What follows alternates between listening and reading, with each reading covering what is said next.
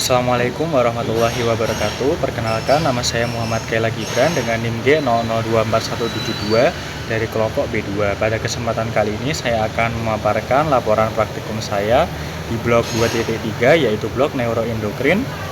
Langsung saja ke soalnya. Seorang pria berusia 65 tahun bersama Tuan A dibawa ke instalasi gawat darurat oleh keluarganya karena mengalami kelemahan mendadak pada lengan dan tungkai kanan sejak 2 jam yang lalu. Selain itu, keluarga pasien melaporkan bahwa pasien berbicara terbata-bata, sulit menyusun kata-kata, dan tampak bingung ketika diajak berbicara. Tidak ada riwayat trauma kepala sebelumnya. Pada pemeriksaan fisik didapatkan hemisfer kanan terutama lengan lebih berat dibandingkan tungkai. Refleks sisi kanan meningkat dan terdapat Babinski sign positif di sisi kanan. Hilangnya sensasi nyeri dan suhu pada sisi kanan tubuh termasuk wajah kanan. Saat diminta menjulurkan lidah, lidah pasien menyimpang ke arah kiri. Pasien tampak kesulitan berbicara secara motorik, afasia non-fluent, tetapi memiliki instruksi sederhana. Riwayat medis menunjukkan bahwa pasien merupakan perokok aktif, memiliki hipertensi dan diabetes mellitus yang tidak terkontrol. Pemeriksaan CT scan kepala menunjukkan infark iskemik pada lobus frontalis dan parietalis kiri, terutama di area korteks motorik dan sensorik primer. Terdapat pula iskemia parsial pada pons kiri. Untuk soal yang pertama, jelaskan struktur pembentuk sirkulus Willisi mulai dari bagian anterior hingga posterior. Sebutkan juga fungsinya dalam menjaga perfusi cerebral saat terjadi sumbatan salah satu arteri besar. Sirkulus Willisi adalah jaringan pembuluh darah berbentuk lingkaran yang terletak di dasar otak. Berfungsi sebagai sistem kolateral utama untuk menjaga suplai darah ke otak jika terjadi sumbatan di salah satu arteri besar. Sirkulus Willisi terbentuk dari percabangan arteri utama otak yang membentuk sebuah anastomosis antara sistem karotis interna dan sistem vertebrobasilar yang di posterior. Untuk arteri cerebri anterior dexter et sinister merupakan cabang dari arteri karotis interna kanan dan kiri atau dexter et sinister. Kedua arteri ini dihubungkan oleh arteri communicans anterior menghubungkan arteri cerebri anterior dexter et sinister, membentuk bagian depan dan dari lingkaran. Lalu arteri karotis interna dextra et sinistra merupakan cabang utama dari arteri karotis yang masuk ke otak. Di sini muncul arteri cerebri anterior dan arteri cerebri media. Meskipun arteri cerebri media tidak termasuk ke dalam sirkulus Willisi, tetapi fungsinya sangat penting.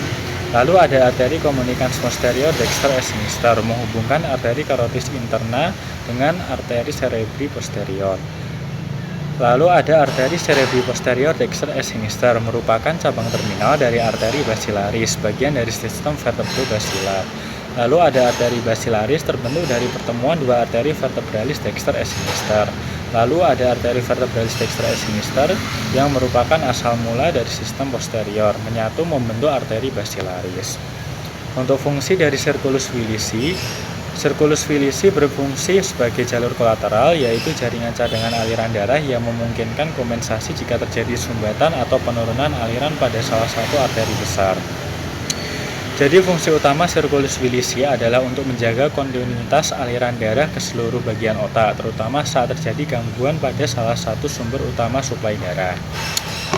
Lanjutkan ke B, sebutkan dan jelaskan perbedaan antara traktus corticospinalis dan traktus spinothalamikus meliputi fungsi utama, titik awal dan akhir, lokasi penyilangan, dan letak relatif di medula spinalis.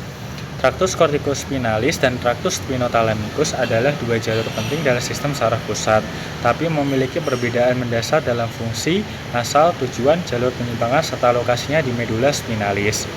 Untuk fungsi utamanya, traktus corticospinalis adalah jalur motorik yang membawa impuls ke korteks cerebri ke neuron motorik di medula spinalis. Fungsi utamanya adalah mengontrol gerakan volunter, terutama gerakan otot-otot rangka halus seperti pada tangan dan jari. Jalur ini penting dalam pergerakan sadar dan presisi. Sedangkan traktus spinothalamikus adalah jalur sensorik yang membawa informasi dari tubuh ke otak. Fungsinya adalah untuk menghantarkan sensasi nyeri, suhu, sentuhan kasar, dan tekanan ringan dari permukaan tubuh menuju ke talamus dan selanjutnya ke korteks somatosensorik untuk disadari. Untuk titik awal dan akhir, traktus corticospinalis dimulai dari korteks motorik primer atau area bermanfaat di lobus frontalis. Akhir jalur ini berada di neuron motorik bawah di kornu anterior medula spinalis. Lalu traktus spinothalamikus dimulai dari neuron sensorik di ganglion spinalis, jalurnya berakhir di talamus lalu diteruskan ke korteks somatosensorik di lobus parietalis. Untuk lokasi penyilangannya, traktus corticospinalis melakukan penyilangan di medula oblongata bagian bawah. Untuk traktus spinothalamikus melakukan penyilangan lebih awal yaitu di segmen medula spinalis tempat masuknya serabut sensorik. Setelah masuk ke kornu posterior, serabut menyilang ke sisi kontralateral dan naik menuju talamus sebagai bagian dari sistem anterolateral. Lalu untuk letak relatif dari medula spinalisnya, traktus corticospinalis terletak di kolumna lateralis dan anterior dari medula spinalis. Traktus corticospinalis lateralis ada di lateral untuk mengatur otot distal. Traktus corticospinalis anterior itu lebih medial, ada di dekat viscera mediana anterior untuk mengatur otot aksial. Kalau yang traktus spinothalamikus ada di bagian anterolateral dari medula spinalis. Jalur ini membawa informasi sensorik dari sisi tubuh yang berlawanan karena sudah menyilang di awal. Lanjut ke nomor yang selanjutnya. Sebutkan pembagian trunkus cerebri atau batang otak minimal dua struktur penting dari mesencephalon, pons, dan medula oblongata. Untuk yang mesencephalon adalah bagian paling atas dari batang otak atau trunkus cerebri, terletak tepat di bawah talamus dan di atas pons. Fungsi utamanya adalah sebagai pusat pengatur gerakan motorik, penglihatan, dan pendengaran.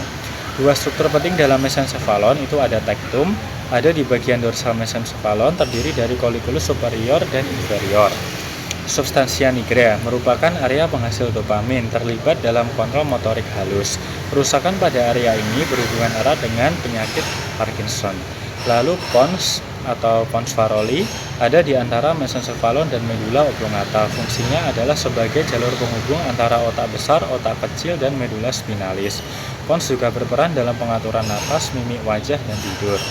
Dua struktur penting dari pons adalah nukleus saraf kranial 5, 6, 7, dan sebagian saraf kranial 8. Saraf ini bertanggung jawab untuk sensasi wajah, gerakan mata, dan ekspresi wajah. Lalu ada jembatan serabut transversal ke cerebellum, yaitu pedunculus cerebralis medius. Merupakan jalur penting yang menghubungkan pons dengan cerebellum, mengatur koordinasi gerakan. Lalu medula oblongata. Medula oblongata adalah bagian bawah dari batang otak yang menghubungkan otak dengan medula spinalis. Struktur ini sangat penting untuk fungsi vital seperti detak jantung, pernapasan, tekanan darah, dan refleks seperti batuk dan muntah. Dua struktur penting dari medula oblongata adalah di pusat dia piramidalis, merupakan tempat di mana serabut motorik dari korteks otak menyilang ke sisi berlawanan atau kontralateral, menjadi bagian dari traktus corticospinalis. Lalu nukleus saraf kranial 9, 8, 11, dan 12. 9, 10, 11, dan 12 terlibat dalam fungsi vital seperti menelan, kontrol otot leher, dan pergerakan lidah. Lalu jelaskan asal-usul nukleus dan fungsi dari 3 nervus cranialis motorik murni, serta akibat lesi pada upper motor neuron dan lower motor neuronnya. 3 nervus cranialis motorik murni yaitu nervus oculomotorius, nervus trachtearis, dan nervus abducens merupakan saraf kranial yang seluruh fungsinya bersifat motorik, terutama dalam mengatur gerakan bola mata.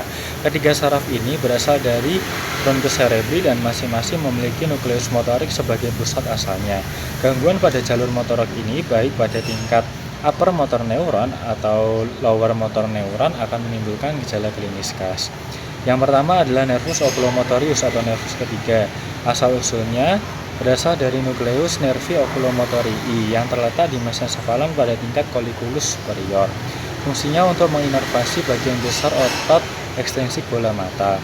Lalu jika lesi, untuk upper motor neuronnya, lesi jarang menghasilkan defisit berat karena kontrol bilateral, namun bisa menyebabkan kelemahan ringan unilateral.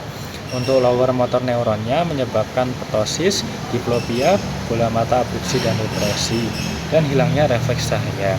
Selanjutnya adalah nervus trochlearis atau nervus keempat.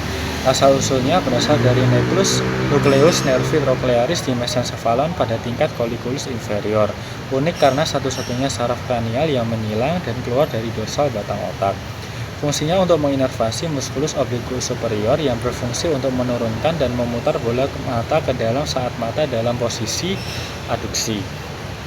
Untuk lesinya, upper motor neuron efeknya minimal karena kontrol bilateral. Untuk lower motor neuron menyebabkan kesulitan melihat ke bawah, terutama saat membaca atau menuruni tangga. Pasien sering membalikan kepala ke arah kontralateral untuk mengompensasi diplopia vertikal. Selanjutnya adalah nervus abducens atau nervus ke-6. Asal-usul nukleusnya berasal dari nukleus nervi abducentis yang terletak di pons bawah, di dasar ventrikel keempat. Fungsinya untuk menginervasi musculus rectus lateralis yang berfungsi untuk menggerakkan bola mata ke arah lateral atau abduksi. Untuk akibat lesinya upper motor neuron, karena kontrol bilateral terbatas, lesi upper motor neuron dapat menimbulkan sedikit atau tidak ada defisit. Untuk lower motor neuron menyebabkan strabismus medial dan diplopia horizontal, terutama saat melihat ke sisi lesi. Ke nomor selanjutnya, jelaskan lokasi dan fungsi dari area Brodmann berikut ini. Kita ke area Brodmann 4 yang merupakan area korteks motorik primer. Lokasinya ada di gyrus presentralis pada lobus frontalis. Fungsinya merupakan pusat utama untuk pengendalian gerakan volunter. Neuron di area ini memproyeksikan serabut ke traktus corticus spinalis yang berakhir pada neuron motorik di bawah medula spinalis. Aktivasi area ini menyebabkan kontraksi otot yang disengaja, terutama otot-otot halus seperti tangan dan wajah. Selanjutnya area Brodmann 312 yaitu area sensorik primer. Lokasinya ada di gyrus postcentralis pada lobus parietalis, tepat di belakang sulcus centralis. Fungsinya untuk atau sebagai pusat utama penerimaan dan pemrosesan sensasi tubuh, termasuk sentuhan, tekanan, nyeri, suhu, dan proprioseptif. Setiap bagian tubuh diwakili oleh daerah tertentu. Untuk area Brodmann 44 dan 45 yang disebut area Broca, lokasinya ada di gyrus frontalis inferior pada hemisferium dominannya. Fungsinya untuk merupakan pusat produksi bahasa yang mengontrol koordinasi otot-otot yang terlibat dalam berbicara. Lalu area Brodmann 22, lokasinya ada di gyrus temporalis superior pada hemisferium. Lalu fungsinya berperan dalam pemahaman bahasa lisan dan tulisan. Area ini menerima input auditori dan menginterpretasikan maknanya sebagai bahasa. Lesi pada area ini menyebabkan afasia Wernicke, yaitu ketidakmampuan memahami bahasa. Meskipun pasien masih mampu berbicara lancar, namun isi pembicaraannya menjadi tidak jelas. Selanjutnya, mengapa oklusi pada arteri cerebri media lebih sering menyebabkan kelumpuhan pada wajah lengan dibandingkan tungkai? Jelaskan dengan mengaitkan distribusi vaskular dan homunculus motorik. Arteri cerebri media merupakan salah satu cabang utama dari arteri cerebri interna dan merupakan arteri terbesar yang menyuplai otak. Arteri cerebri media menyuplai permukaan lateral hemisferium cerebri, termasuk gyrus pracentralis, gyrus postcentralis, area Broca dan Wernicke, lalu bagian dari lobus frontalis, parietalis, dan temporalis. Homunculus motorik adalah representasi somatotopik tubuh pada gyrus presentralis, di mana tiap bagian tubuh diatur oleh area yang spesifik.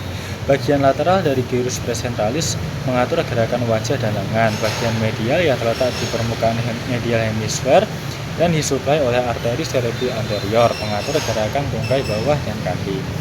Hubungan antara keduanya karena arteri cerebri media menyuplai area lateral korteks, oklusi pada area ini akan sering memengaruhi area korteks yang mengontrol wajah dan lengan.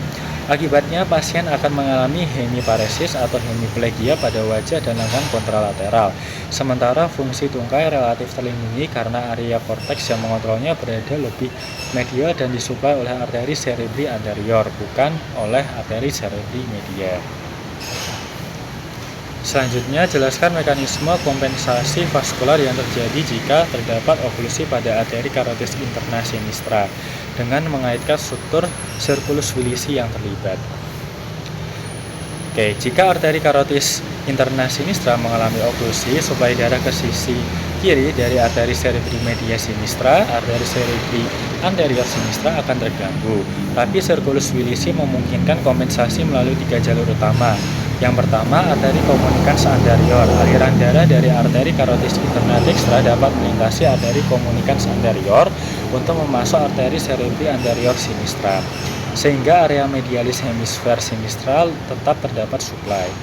Lalu yang kedua, arteri komunikans posterior sinistra. Aliran dari sistem vertebrobasilar, yaitu dari arteri basilaris menuju arteri cerebri posterior sinistra, dapat mengalir ke arteri karotis interna sinistra melewati arteri komunikans posterior sinistra dan selanjutnya menyuplai arteri cerebri media sinistra. Yang ketiga, kompensasi dari sistem vertebrobasilar ke seluruh sirkulus wirisi. Sistem vertebrobasilar melalui arteri basilaris dan cabang-cabangnya dapat meningkatkan aliran untuk menjaga tekanan perfusi dalam sirkulus wirisi secara keseluruhan. Untuk hasil kompensasinya, melalui anastomosis ini, aliran darah kolateral dapat menjaga perfusi otak kiri, meskipun salah satu arteri utama, yaitu arteri karotis interna sinistra tersumbat. Namun, efektivitas kompensasi sangat bergantung pada kelengkapan dan patensi sirkulus wirisi. Jika sirkuitnya lengkap dan pembuluh darah tidak mengalami stenosis atau kelainan anatomi, maka kerusakan jaringan dapat dicegah atau diminimalkan. Mungkin cukup sekian penjelasan dari saya. Apabila ada kesalahan mohon maaf. Wassalamualaikum warahmatullahi wabarakatuh.